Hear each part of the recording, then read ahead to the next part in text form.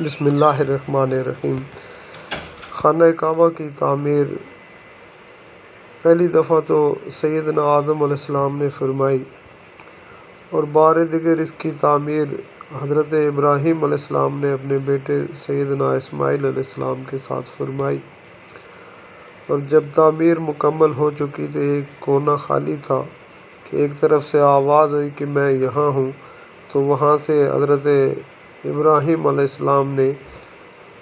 حجر اسود کو اٹھایا اور اس میں نصب کر دیا، اور تعمیر مکمل ہونے کے بعد پہاڑی پر چڑھ کر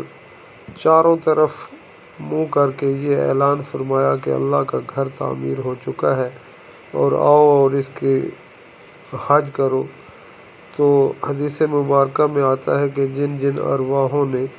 اس آواز پر لبیک کہا، اللہ تعالیٰ ان کو اس گھر کی زیارت ضرور بخشتا ہے۔